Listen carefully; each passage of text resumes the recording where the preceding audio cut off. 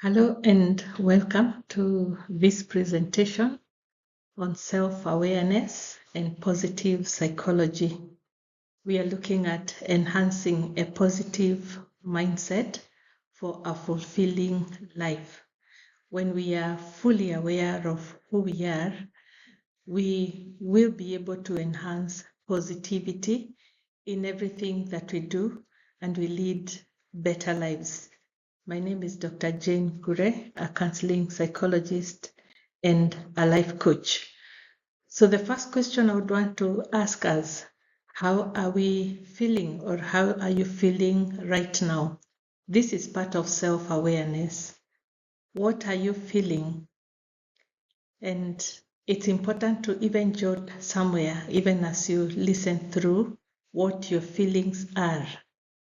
And in most cases, how we feel starts with what we are thinking, but we rarely think about our thoughts. It all starts with what I'm thinking because that is what is affecting how I'm feeling. So how are you feeling right now? Are they positive feelings? Are they negative feelings? So just become aware of your feelings as we continue with this session, or even as we talk more about self-awareness and positive psychology. In our journey of life, as we interact with others, it is crucial that we first understand and even cultivate a deep self-awareness. Becoming aware of ourselves helps us. Each day we are interacting with people around us, and we are never in control of other people. We would want to say we have been able to control, but we are not in control of other people. We are only in control of our feelings, our thoughts, and our actions. So when we get to understand and even be able to learn more about self-awareness, we'll be able to align our positive thoughts, our actions and intentions with our purpose and vision that we hold. So what is it that you're here for? Do you know your purpose? Do you know your vision? Because you are awareness of who you are, your thoughts, your feelings can easily be enhanced or can easily be affected by the same. So this topic is crucial and very important in our lives. And where we are at in the world, generally in our country, we are seeing a lot of emotions. People are not as happy, people are angry. But what do we do with what we are not in control of? What will help us keep moving and focus on what we need to be focusing on? So self-awareness is key so that you can know exactly what is it that I need to do. We may want to reflect on this question here. Have you ever wondered why some people seem to thrive despite challenges, while others struggle under the same weight? Some people are thriving, or some people are able to keep moving, while under the same challenge, there are some who are unable to keep moving. They struggle with a similar challenge. All this starts with our mind. What am I telling myself about the challenge? How am I feeling and what are my actions around this challenge? Is it something that is in my control or not? Is it something that I have or maybe I don't have? Is it something that has to do with the past or the future? So again, it depends with where our focus is.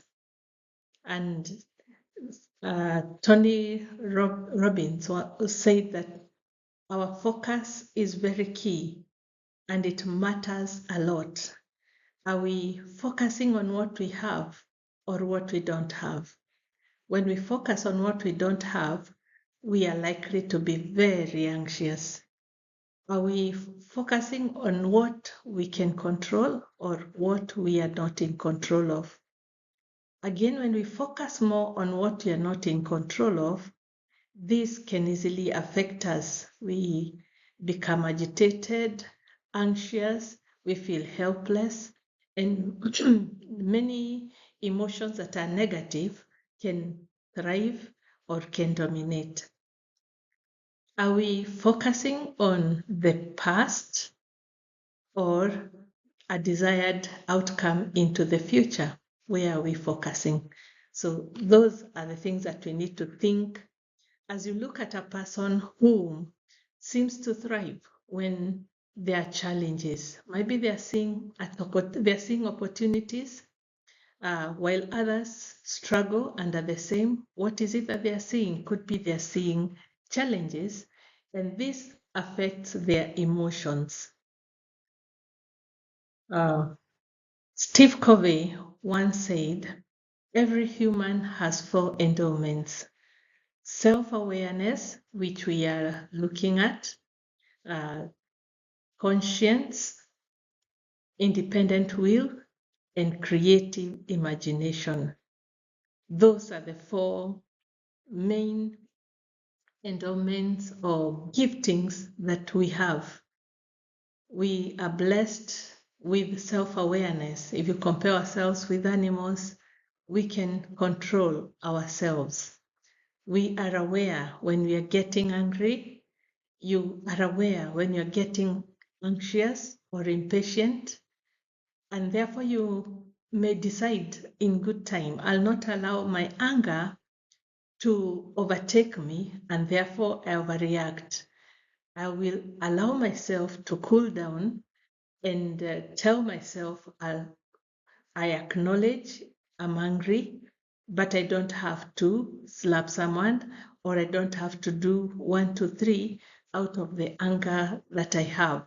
So self-awareness is a gift, and we may also all want to embrace this gift that comes from God and take control of what we can, and that is our thoughts and our emotions and our behavior. We are also gifted with conscience. We know what is right, what is wrong. We are also blessed with a will, independent will. We can choose what we want to do. We can choose to be positive. We can choose to be negative. So we have a choice. So we have the will in us. So let's make good use of what we have been given as we make our choices each day. Then we have creative imagination. In our mind, information and emotions are stored in pictures. When we talk about the subconscious mind, information is stored in picture form. And therefore, as we keep these pictures, we can imagine even into the future. We can picture the kind of future we would want to see. We are able to, once we become aware that I think most of my pictures, my gallery is full of negative pictures, I can tell myself, I want to replace them with positive pictures. What is it that I want to keep replaying in my mind? I can choose positive ones. And when it comes to thinking about the future, again, I can choose to picture a positive future ahead, a vision, and even a dream of what I want ahead of me. And even in my prayers, I'll be asking God for the bright future that I would want ahead. So create what it is that you want for your future. And all this is part of self-awareness. We have this awareness and we can make good use of it. This gives us the ultimate human freedom. That is what Steve Covey says. The power to choose, to respond, and to change. That is great freedom. So we don't have to sit there and say, this is who I am, I cannot change. I'm full of anger, or I overreact anytime I want to, I'm hot-tempered. But we are saying, because we have been blessed with self-awareness, consciousness, and independent will, and even creative imagination, we can choose to do things differently. We can choose to be positive and not negative.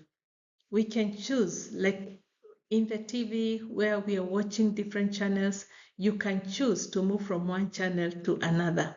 So power of choice is ours, and we can make good use of it. We have also power to respond the way we want, either positively or negatively, and at the same time, power to change. Do you want to remain in your state of mind? If it is negative, do you want to keep thinking negatively? Because that brings darkness in your heart or in your mind. Do you want to bring a small candle of light? This small candle could be just gratitude, just saying thank you, or even having a reason to tell God, thank you that today I've woken up, I have this gift of life. You have just a reason to thank God. A situation could be bad, but you're able to still say, thank you. Thank you, Lord, that it could have been worse, but here I am, or this is what is happening. You're able to pick something in it. We are able to see the positive pictures in our situations. So as we make our choices, you're saying every single day you make a choice. And if you look at these two people traveling, and one of them has decided to enjoy the sights. So there is sightseeing, taking even nice photographs, and to be left with the memories of the mountains and the sceneries the person is seeing. What about the other person? They have chosen to look at the dark wall. And when you look at the facial expression, it tells you they're not very happy. They could be sad or low. I'm not sure what is going on in their mind. I'm not sure whether it's related to what they're thinking, but the other one has brightened up and is enjoying what they're doing. Our emotions can affect even our health. So it will be important to want to brighten up and enjoy what is around us, or enjoy the environment we are in. So becoming aware is very important. And you may want even to ask the person in a green shirt, what are you thinking? What is going on in your mind? While also hearing from the other one, you may want to ask, what are your thoughts? And you realize the one who seems bright, definitely the thoughts are positive thoughts and emotions are positive. While the one who seems unhappy, maybe the thoughts are equally not happy. Maybe it's a worried person. Whatever their worries or anxiety is or sadness is, we may never know. So it will be important for us to become aware of our thoughts, because they affect how we feel and how we behave. We read a lot from the nonverbal communication. 80% of our communication is nonverbal. So we we are able to see and even want to pick the emotions that we are seeing. Emotions, again, are easily transferred or easily, they are contagious. When I'm happy, I'm likely to influence people around me in a positive way. When I'm sad, chances are people would want to wonder what could be going on. Could I be the cause of their sadness or anger?